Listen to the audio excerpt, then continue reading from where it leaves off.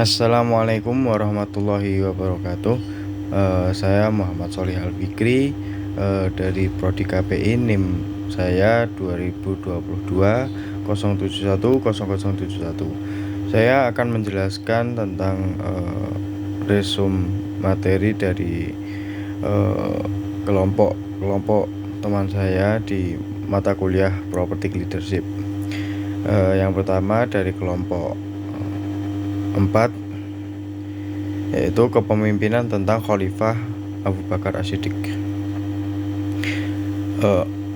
Di sini saya akan mengambil beberapa poin penting. Yang pertama, kesetiaan Khalifah Abu Bakar kepada Rasulullah Shallallahu Alaihi Wasallam. Abu Bakar dikenal karena kesetiaannya yang tak tergoyahkan kepada Nabi Muhammad Shallallahu Alaihi Wasallam, bahkan sebelum dan setelah menjadi khalifah. Yang kedua, Abu Bakar adalah pemimpin yang adil. Abu Bakar dikenal karena keadilan dan kebijaksanaannya dalam memimpin umat Islam. Ia mengutamakan kesejahteraan umat atau mengutamakan umatnya di atas kepentingan pribadinya. Yang selanjutnya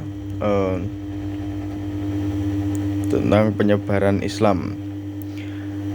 Selama kepemimpinan Abu Bakar As-Siddiq, Islam berkembang pesat melalui ekspansi militer yang sukses, membuka banyak wilayah-wilayah baru di luar Arab.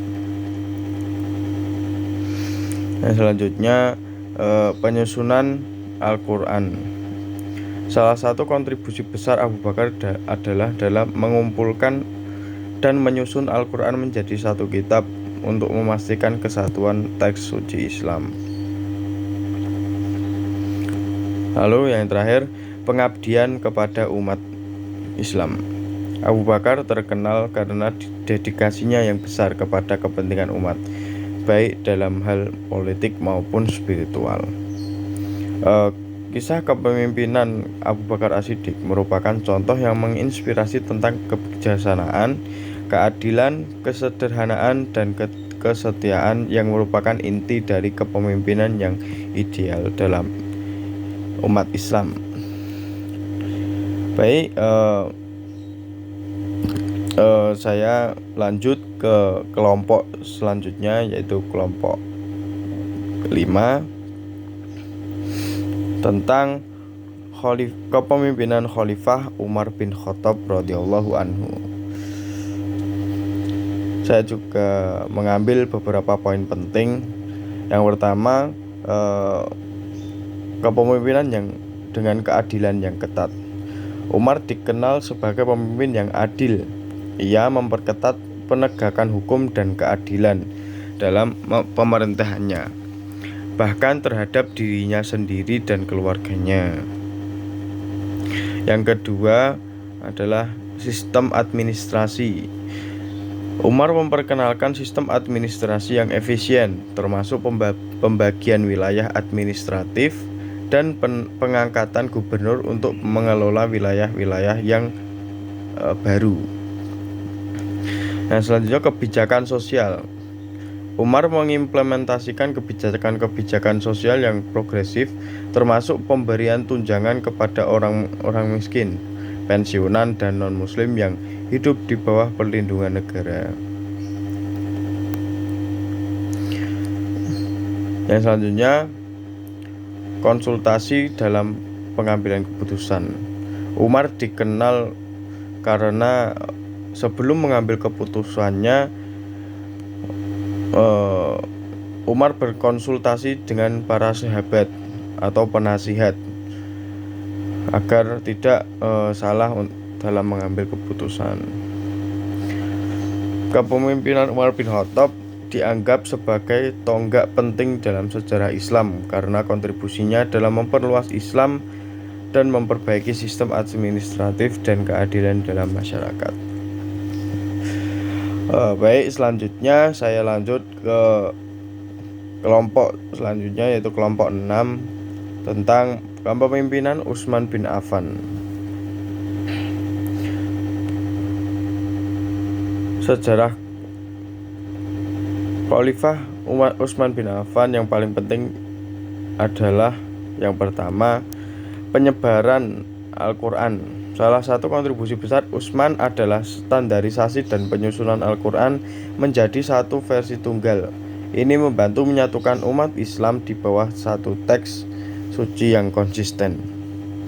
Yang kedua, pengembangan infrastruktur.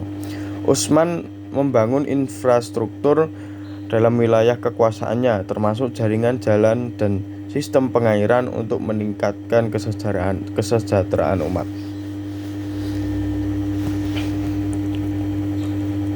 Yang selanjutnya, krisis dan pemberontakan. Pemerintahannya dilanda oleh pemberontakan dan ketegangan internal, terutama terkait dengan masalah-masalah politik dan ekonomi.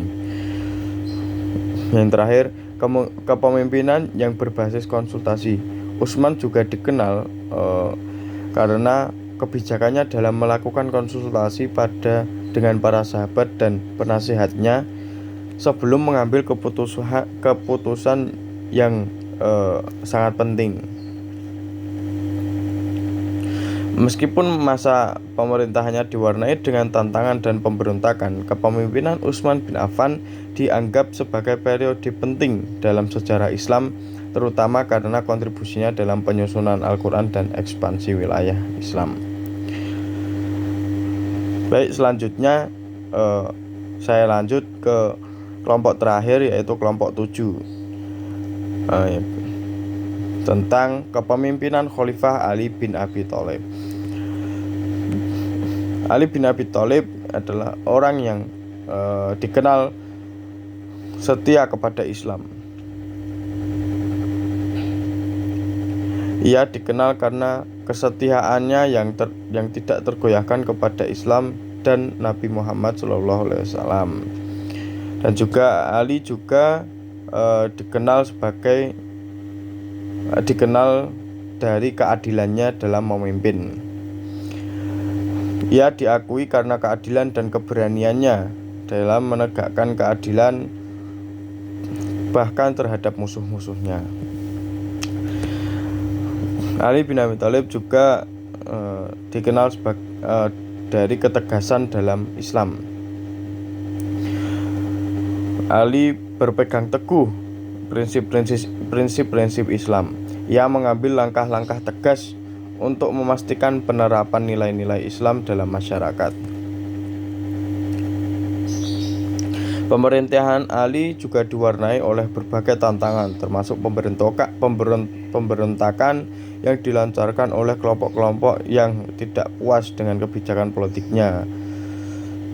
Ali juga seorang militer yang ulung.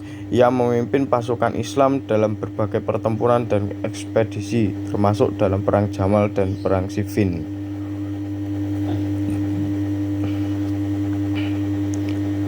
Meskipun masa pemerintahannya diwarnai oleh berbagai konflik dan pemberontakan dan bahkan peperangan, kepemimpinan Ali bin Abi Thalib dianggap sebagai salah satu periode penting juga dalam sejarah Islam, terutama karena komitmennya terhadap nilai-nilai keadilan dalam Islam. Mungkin itu saja yang bisa saya sampaikan. Kurang lebihnya mohon maaf. Wassalamualaikum warahmatullahi wabarakatuh.